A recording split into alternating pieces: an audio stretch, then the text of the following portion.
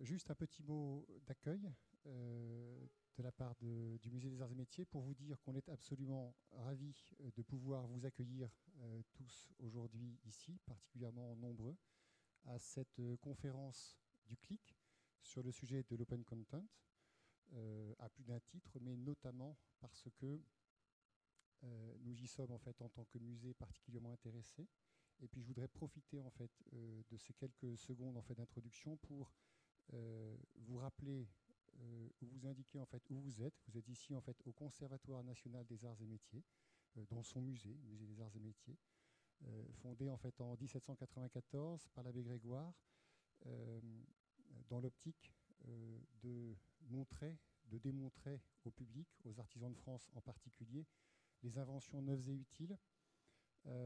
J'ai déjà eu l'occasion en fait de le dire par ailleurs, c'est une mission nationale qui nous est confiée en fait par l'État, qui s'est traduit en fait au cours des années par une accumulation de machines, d'inventions neuves et utiles, par une accumulation de dessins avec pour objectif en fait leur diffusion au national. Voilà. C'est aussi en fait, et je m'arrête là, c'est aussi en fait la raison pour laquelle en fait ce séminaire nous intéresse, dans la mesure en fait où ça rejoint la question de l'open content, en fait rejoint en fait notre mission originale de diffusion, alors plus nationale en fait mais internationale, euh, de ces machines, de ces inventions en fait neuves et utiles. Voilà, je vous souhaite une excellente après-midi. Merci Xavier.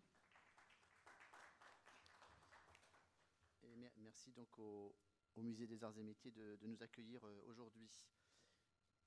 Alors en fait, la formalisation de ce séminaire, ou l'idée de ce séminaire en fait est née ici même il y a 3 mois, lorsque vous avez fait un atelier avec Wikipédia sur justement la problématique d'ouverture de vos contenus. Et c'est à l'issue de cet atelier qui était interne au CNAM, hein, au Musée des Arts et Métiers, qu'on s'est parlé avec Xavier de l'idée d'élargir la réflexion et d'y convier les institutions culturelles et les musées français pour une demi-journée. Et l'idée même de ce séminaire, au CLIC, on l'avait depuis une année, lorsque l'on a vu que la démarche d'open content devenait un mouvement assez important, notamment dans les pays anglo-saxons.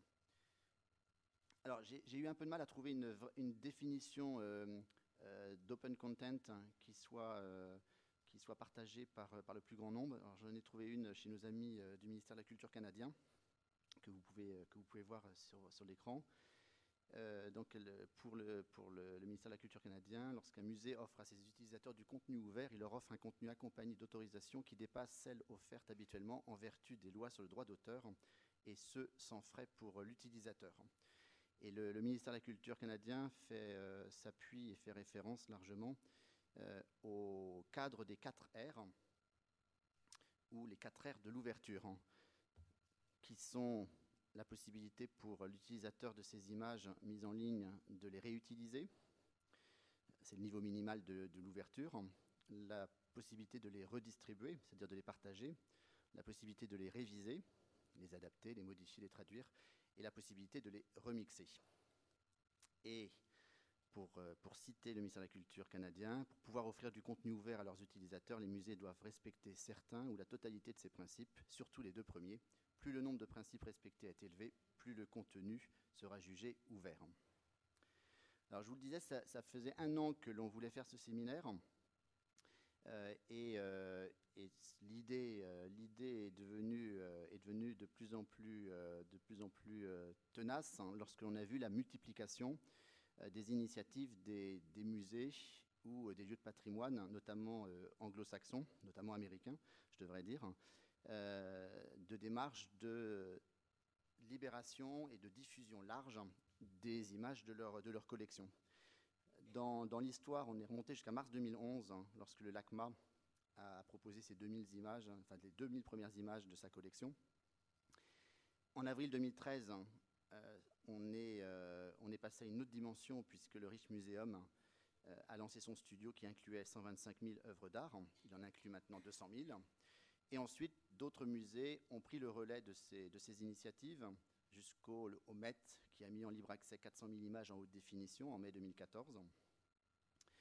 En février 2015, lors de la journée du clic, la réunion des musées nationaux a annoncé une API photothèque ainsi qu'un hackathon, qui était vraiment une avancée importante de l'open content en France. Et il y a 2 jours, l'Indianapolis Museum of Art a lancé un nouveau site web de sa collection avec plus de 21 000 images téléchargeables. Une autre manière d'ouvrir les contenus et de les diffuser plus largement, c'est l'approche d'ouverture de la diffusion numérique gratuite des catalogues et ouvrages scientifiques des archives des musées. Là encore, ce sont les musées essentiellement américains et quelques musées espagnols qui se sont lancés dans ce mouvement d'ouverture, impulsé par la Fondation Getty, qui a créé un consortium pour favoriser la diffusion massive des archives, publications des musées, avec on va dire un leader dans cette activité, le Metropolitan de New York, qui propose maintenant plus de 400 ouvrages disponibles en téléchargement gratuit, soit sous la forme d'un PDF ou d'un e-book, et une annonce qui a été faite en mars 2015, donc tout récemment. Selon le site OpenGlam, au 31 mars 2015, 55 institutions culturelles mondiales proposent une partie de leur collection en open content. L'autre forme d'ouverture des contenus, et contenus essentiellement photographiques, c'est de les exporter sur les plateformes numériques mondiales. Alors là, la France a été plus en avant-poste, puisque la Bibliothèque de Toulouse et le Muséum de Toulouse ont été parmi les premiers à verser des images sur le fonds Flickr Commons ou à faire des partenariats avec Wikipédia dès 2008 et 2010. Des musées français ont été partenaires du Google Art Project dès son lancement en février 2011. Et d'autres institutions ont signé des accords avec Wikipédia, comme le musée de Bordeaux. Et plus récemment, en décembre 2014, 23 musées français ont apporté une partie des images de leur collection à la plateforme Artsy. Alors, quand on regarde les motivations des musées essentiellement américains dans cette stratégie d'ouverture, on peut relever différents objectifs ou différentes motivations que j'ai listées sans hiérarchie, sans classement hiérarchique. Donc on y trouve l'impact sur l'image de l'institution, le rajeunissement de la marque, l'amélioration de l'expérience utilisateur des visiteurs du site web des institutions, le fait de répondre à une pratique croissante du partage et donc de se rapprocher de son public, le fait, dans certains cas, de pouvoir collecter des statistiques sur le comportement des utilisateurs dans le choix des images qu'ils consultent, dans le choix des images qu'ils mettent en favori, et des statistiques qui peuvent être utiles ensuite pour améliorer les contenus du site ou les services et la programmation du musée. Autre argument avancé par certains musées qui se sont lancés dans ce mouvement, l'amélioration du référencement naturel des images et donc du site web, avec un impact sur l'audience du site et sur ses activités marchandes. Pour d'autres, l'enrichissement de l'offre de contenu, notamment en images de résolution supérieure, participe à la mission du musée de partager ses collections avec le public. Également, participe à sa mission éducative. Et enfin, une raison qui apparaît dans plusieurs communiqués de presse de musées ou qui apparaît en filigrane dans certaines déclarations.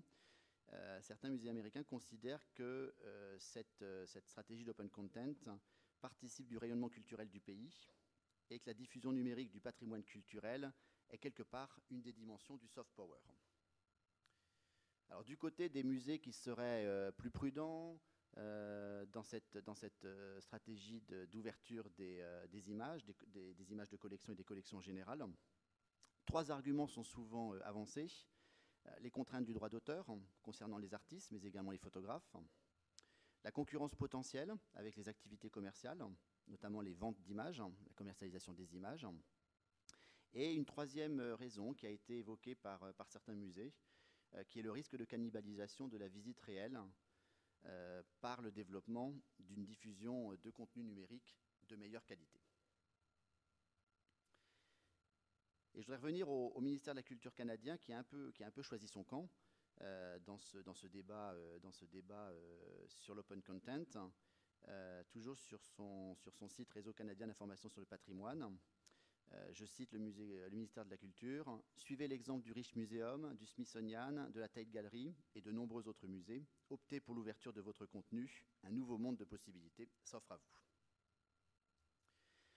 Donc, comme vous le voyez, le sujet de l'open content est un vrai enjeu, mais avec des questions multiples et des contradictions. Alors, que peut-on apprendre des expériences étrangères d'open content? Pourquoi les institutions muséales françaises semblent être en retrait en matière d'open content? Quelle est aujourd'hui leur stratégie en matière de meilleure diffusion de leur collection d'images sur leur propre site web? Quelle est leur position sur l'exportation de ces images sur les réseaux sociaux et sur les plateformes numériques mondiales? Dans la bataille mondiale des images, les gestionnaires de collections françaises font-ils face à des contraintes juridiques spécifiques ou plus grandes que leurs homologues américains? Et enfin, comment arbitrer entre ressources économiques et rayonnement culturel?